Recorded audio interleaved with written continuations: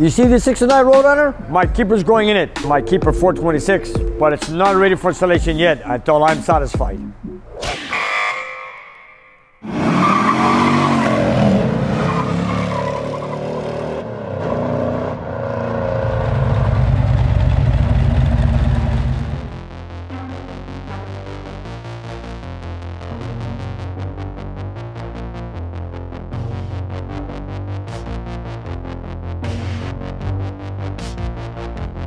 Nick works on all kinds of projects, and he wants them all to leave his shop safe.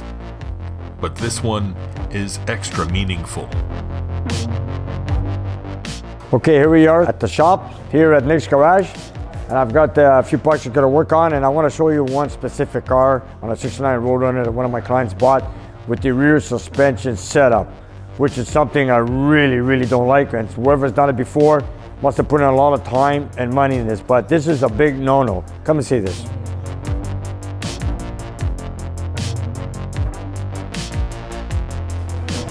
Look at this.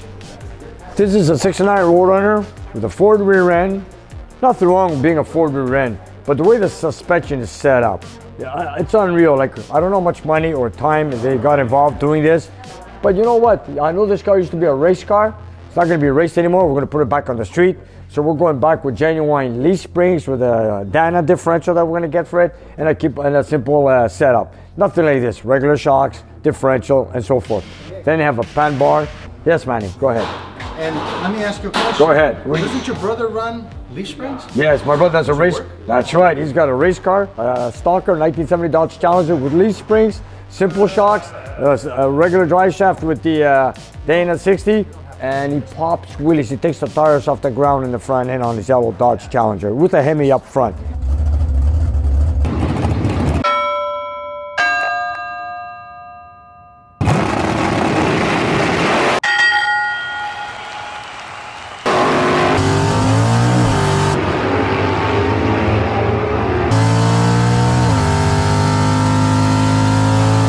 This is why I'm trying to say, whoever did this, for what reason, totally useless and for no reason whatsoever. They probably opened a magazine the way they saw it done and tried to replicate it. But the thing is, if you don't know the geometry of the differential, how it's set up, honestly, you're wasting energy and it's unsafe. There's a section here that isn't even welded completely. It's welded here and in the back a little bit, and they're ugly welds. I know. It's just, whoever welded that didn't do this. I know. And this could easily break off. If you look at it's even pitched over. You're right, the welding that was done on this is horrible. But I get it. Somebody wanted to try. Nothing wrong with trying. But at least get some information as to how it's supposed to be. Not only that, do some homework and you'll figure out that original suspension does the job anyways. Exactly. This is more like somebody took a pro stock design because of these ladder bars here. Yeah. The panhard rod isn't set up correctly, but it looks right. It looks right. It looks like, oh wow, it looks great. It does. It's not supposed to cross here, it's supposed to be over here. So it doesn't interface with these arms going up and down. All I know is that, I mean, they tried. Somebody tried to replicate. well, they tried, but you know what? In my books, this doesn't work the way they set it up here whatsoever. I don't know what you want to call the setup, but for me, I'm tearing it all down. Right, Dan? We're going to tear it all down. Four-link ladder bars. I don't know what you want to call it, but we're not going to go with it. It's going to be a street car. We're taking all this off and going to a simple suspension. And like I said before, the original suspension works anyways. And it works well. And you know, this is the best part. Look at this. We got the coilover shocks, and you know, I don't know, every time I lower the car to the floor and off the ground, you hear click, click, click, click, click, click, click, click. Even the shocks, instead of being straight up, they're like on an angle like this, if you look at it from the back. But it comes down to just one thing. Dan, take it all down. We're starting from scratch, right? And we're gonna put it back the way the factory did. I've got the Dana differential, I got the leaf springs right there, I got the front hangers, rear shackles, stock original shock, heavy duty shock absorbers.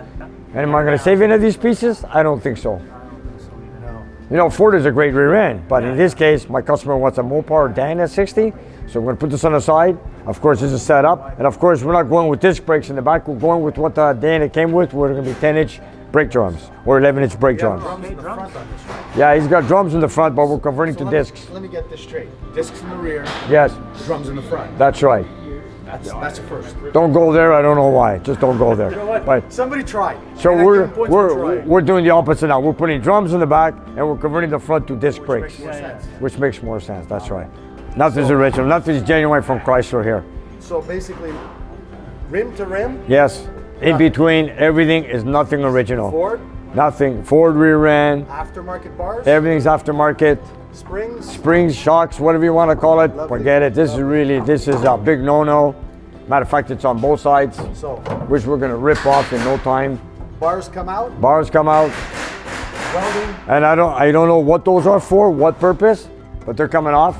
Yeah. And you can see I guess you could leave the frame connectors are gonna stay there. Just reinforce it here. with That's the right. dressing. You know, Dan, our professional welder We'll leave it here, to Dan. is gonna do a better job than that, of course. And you're gonna go back to the Leaf springs, yeah. And of course, the locations for the spring pads in the front are gonna Thank be God right they here. weren't removed. No, they're still there. We're still going to there. use the same brackets. We're going to install new brackets to catch the front part of the spring, and then it goes to the rear shackles, which goes through the frame rail over here. And so it's not going to be, at least the original location holes for the original suspension are still there. Why we're putting such a good job in putting the original rear end? Yes. Because this car bought my keeper, the 426 Hemi, and of course I wanted to make it as nice as possible. So I want to do a good job for Pierre. I want to install the Hemi. Of course, he's got the original 4-speed in it. And of course, I want to go with a Dana 60.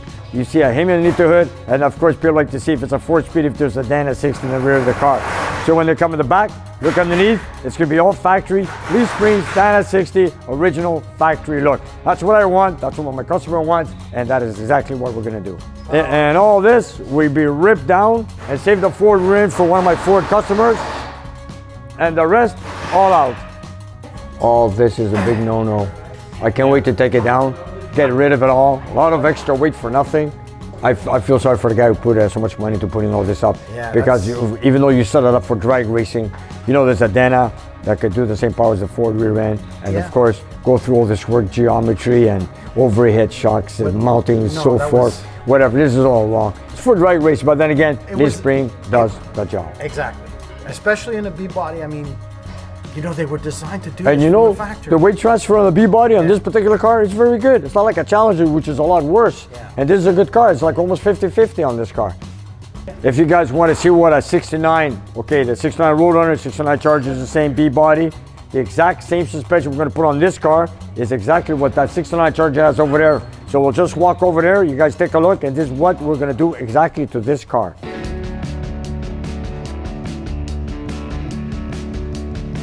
And there we have it. A simple suspension from Chrysler that works. We're going to install the leaf springs with our Dana 60. Of course, the spring with the front bracket, rear shackle, and shocks in the original location, mounting locations. Look at this monster. And this is it. Look at this monster. 9 3/4 inch rear end. That's a pretty good strong rear end for a 4-speed car with a big block. And this is it. As simple as that. And of course, this stuff works. And this is what we're going to have when that Roadrunner is finished. And you know, when it comes to maintenance, this is a lot more simple there, guys. You know, it works. And then when you want to do any suspension work, you just work out of the book, at a local auto parts, or a Chrysler parts catalog, and you find something simple.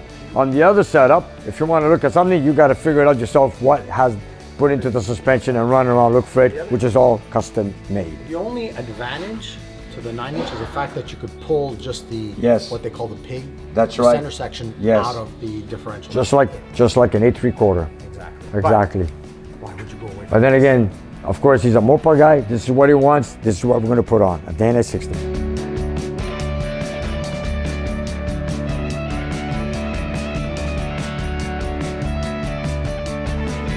I also had another question when my customer said the fuel gauge doesn't work. Well, it ain't going to work when it's not hooked up. Here it is. Anyways, we got a lot of work to do on this car. Yeah. So, Dan, it's all yours.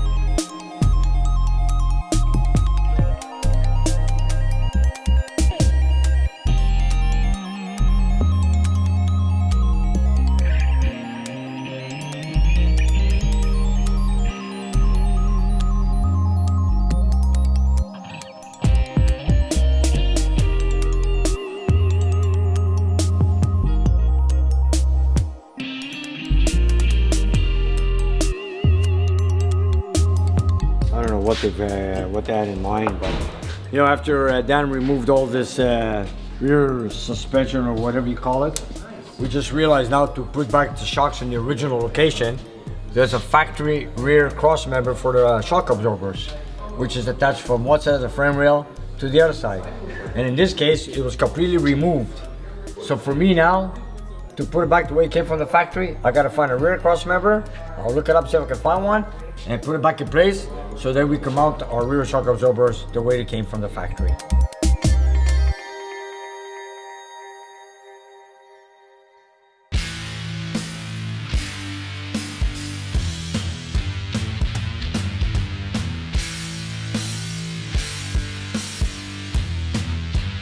This is the 446 pack that was in the 600 Roadrunner. One of my buddies on it bought it. So he's gonna go put on display at where he works at Princess Auto. Put on display, so they want to show off an engine stand they've got there, so they want to put a real engine on it. So they volunteered to bring in his 446 pack what he just bought to put on display. I gotta tie it down so the chain when it goes up, it doesn't touch the carburetors. It's a little truck, but it picks up a heavy load. Yeah, that truck there has done a lot of work for me. Let me tell you, it's one bull deal truck, let me tell you. You've had it for a while, you know what, this is one solid truck.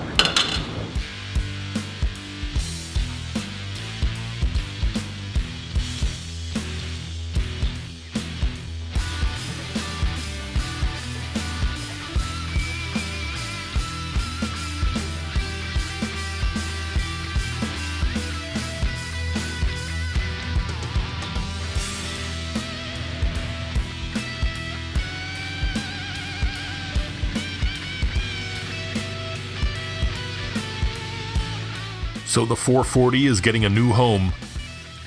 The car it came out of is getting a decent suspension. And better yet, Nick's 426 Hemi, the keeper. Everybody wins at Nick's garage.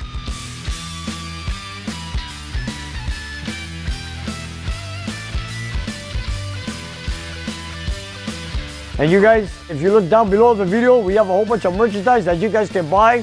So whatever you like, buy it, love it, wear it, and enjoy it. And help spread the word of Nick's Garage. And if you have some time, check out our Patreon page. We have extra content and you guys can watch it and take it from there. And we'll see you next time.